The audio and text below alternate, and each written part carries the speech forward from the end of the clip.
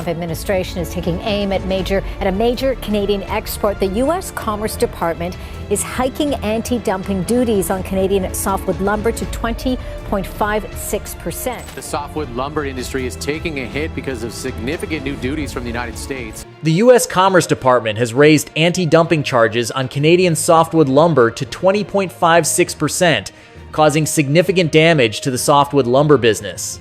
This move has led to a trade war between the US and Canada, with the US imposing a 25% tax on Canadian softwood timber. This action has caused tensions in both countries, leading to increased housing prices and a shift in the balance of power.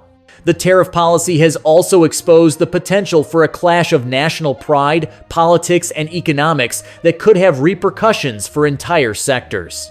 The Trump administration's decision to impose a high 25% duty on Canadian softwood lumber imports in February 2025 has been met with shock by investors and policymakers. Ottawa officials have suggested that Canada has important economic resources that could be used if the stalemate intensifies. As tensions escalate, U.S. President Brapley Dantu Phils, senators have been visiting Ottawa to revive talks before August honest. The U.S. has been at odds over lumber for decades, with legal disputes, levies, and countermeasures. In July, the Department of Commerce finalized a new anti-dumping tax of over 20% on Canadian lumber, which was welcomed by American timber producers who saw it as a chance to restore the long-sought competitive balance. However, the response in Ottawa was different, with Canadian officials exploring possibilities such as the implementation of timber export limitations. The dispute over softwood lumber between the U.S. and Canada led to a significant decline in profits and profits per share. The company's 2025 second quarter financial release revealed a 50% decrease in profits from $173 million to $87 million, with investors alarmed by the decline. The reasons for this slump were due to high loan rates, declining demand for wood goods, and oversupply in the lumber markets. Weyerhaeuser responded by increasing its timber ownership and investing in engineered wood products, including composites and specialized panels. Management also approved a $100 million stock repurchase program to demonstrate their resilience. However, the housing market, a significant weakness in the U.S. economy, was also affected. Mortgage rates increased due to Federal Reserve interest rate increases, deterring prospective buyers, and increased tariffs on timber driving up building prices. The housing industry slowed down as a result of these constraints, with the number of homes on the market skyrocketing. Critics found little solace in this reasoning, citing years of growing household expenses that tariffs would only worsen.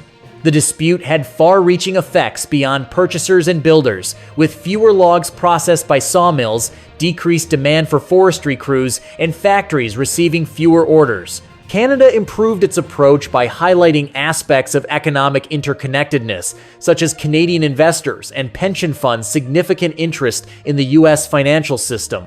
Prime Minister Mark Carney made it clear that Canada would not be pushed into a tight spot as American demand for a speedy settlement increased.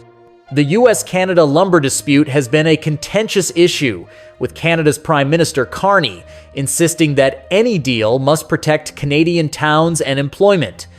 The Canadian government has been open to negotiations, but has refused to be coerced into signing a contract tailored to the U.S. political schedule. As domestic pressure on Canada's lumber towns plant increases, Canadian authorities are considering the implementation of a lumber export quota system. This strategy, long rejected by Canada, could be beneficial in controlling supply and stabilizing prices. However, the mounting impact of U.S. tariffs has led to a bipartisan group of U.S. senators calling for a compromise which would curb Canadian timber shipments in exchange for tariffs being lifted and incorporated into the U.S.-Canada Accord. The Canadian government has also started a domestic drive to increase timber output domestically, including increasing logging limits on federal lands by around 25%. This would allow greater national acreage of forest to be harvested, aiming to revive logging in areas where chainsaws had been quiet for decades. However, forestry specialists caution that this would little change the country's supply, as most timber already comes from private properties.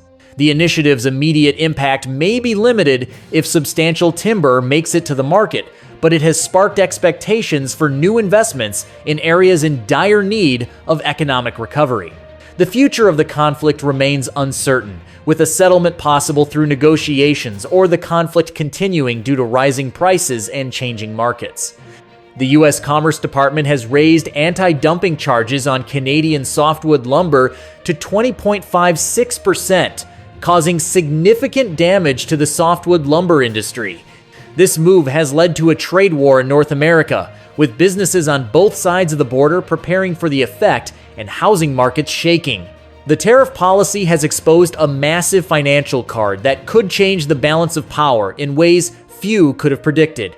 The choice to apply the tariff started a series of events that quickly spread from construction sites to corporate offices. Weyerhaeuser, an American wood company, was among the first businesses to feel the strain, with its second quarter earnings dropping by almost half from the previous year.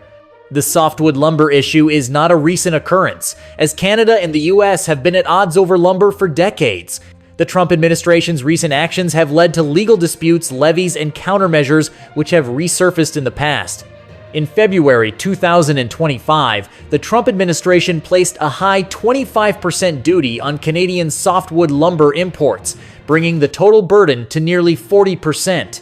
Washington also imposed a 10% duty on some Canadian energy exports to emphasize that the campaign was not limited to wood, but also encompassed other economic sectors. The deadline of August honest is final, and taxes and charges will either move on unabated or a new agreement will be struck. American timber producers see this as a chance to restore the long-sought competitive balance. The US and Canada have been facing a series of trade disputes, with the US imposing tariffs on Canadian producers that received subsidies due to provincial regulations. This allowed Canadian businesses to oversupply the American market with lower-priced lumber, damaging US mills and lowering prices. However, Canadian officials have been cautious in their response, exploring possibilities such as timber export limitations.